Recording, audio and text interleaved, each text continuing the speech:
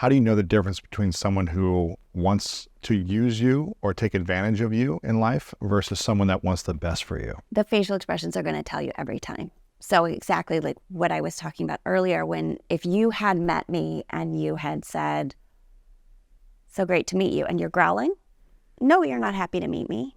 Or you're saying, oh, I heard you got a promotion at work, and you're doing the bunny rabbit twitch right here. You don't like that at all, no matter what your words are saying. But if you say, I'm so proud of you, and your cheeks pop up and you get these smile bags, and I'm going, oh, I said something really vulnerable when we just met. We talked for 5 or 10 minutes before we started this interview. And as soon as I said something about something that was hard, you puckered your and you just do that intuitively. That's empathy. That's kindness. That's, I feel your pain. I care about that. I worry about that. I want you to be okay. And so when we see that empathy, that person's really feeling our feelings with us. And you talked about mirroring earlier, and we mirror other people's expressions all day long, especially when we're connected with them. So back to that question that you asked, how do you tell, or can you change your facial expressions? I can change my facial expressions by changing the ideas in my head. So I had to fire a board member once, and he'd done these egregious things, and we decided as a board that we needed to do it as a group because this person was going to try to go out to constituents and try to destabilize the whole organization. And so we sat down and they said, Annie'll do it. Annie's not afraid of conflict. So I started reading this list, and I said, we need you to understand that this is unanimous, and we are firing you from your position, and here is why. And I was growling at him as I was saying. Yes, because I was saying these horrible things that he did, and disgusted at them. I was disgusted.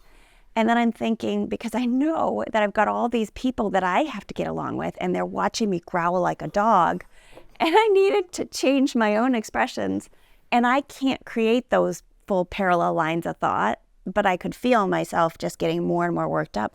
So I just repeated in my head, loving kindness, loving kindness, loving kindness. While you're saying these things you don't agree with. Wow. Yeah. And I got pulled aside afterwards from a friend that I'd been training, and she said, you're halfway through.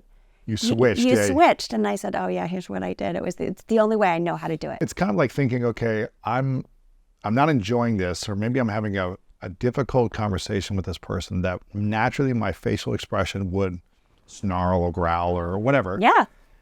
But I'm going to intentionally have as much compassion for this person as well. I don't agree with it. I don't like it. Maybe they wronged me or hurt me. Right.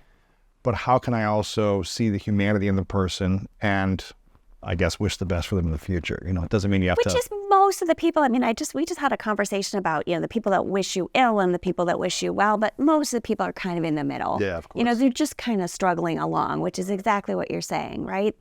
They may not be the best person for you to have close in your life. Maybe you don't want to work with them. Maybe you don't want to be friends with them, but they're not inherently evil. Yes. They're just somebody that you're saying, hey, this doesn't work for me. And yes, that's how I cheat the system of my microexpressions, is by loving kindness, loving kindness, loving kindness. Compassion, just trying to find that empathy because most people are struggling.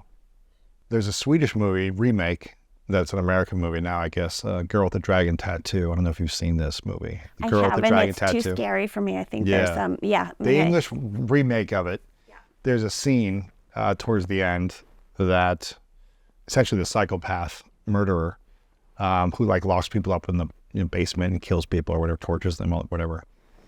The main character goes to the house, and because he's kind of suspicious about him. He's like, I think he's not a good person.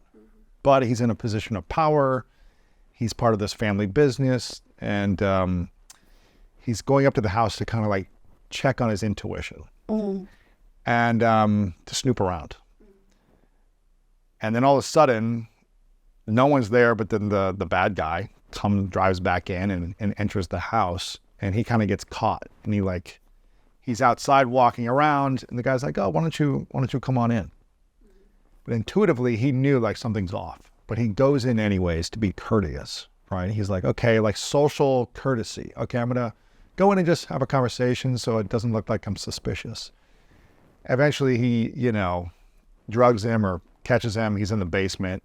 tie him up, and he's having this conversation with him. The bad guy's having the conversation with the other guy.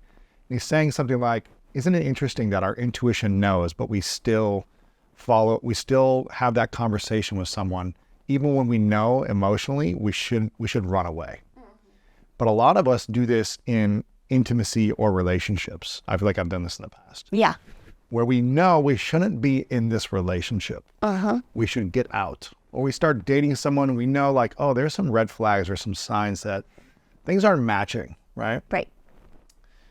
How can we tell either the signs or the flags when we're dating someone that we should really take this a lot slower? Yeah. Can you feel it? You're doing you're doing this. Which triangle, is the triangle. Right?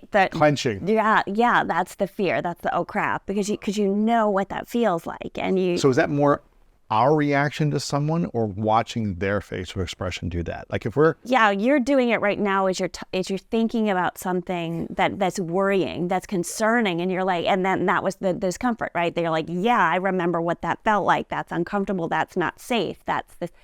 And so your face is live narrating your words, and it's matching perfectly, right? So your words and your facial expressions match perfectly. But if someone's going out on a date or they're dating someone or they're in a relationship and they're like, how do they really know the difference between a potential narcissist or a sociopath or someone who's out of alignment versus someone that could be a healthy, conscious relationship for them? So first of all, it's a great question. And we know in our gut. I mean, I always point to my solar plexus because that's where I feel it. I always feel like this little almost sting right there.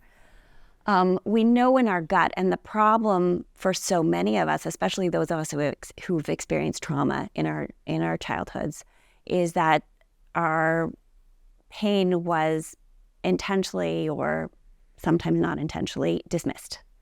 And we have been taught that our emotions aren't real and we can control everything. And really we have this great security system in our bodies that does exactly what you're talking about, that tells us danger, danger, alert, alert. And what I am trying to do is get this information out into the public, so that people who are young are able to make safe and healthy decisions about who to align with romantically, professionally, and even when it comes to friendships.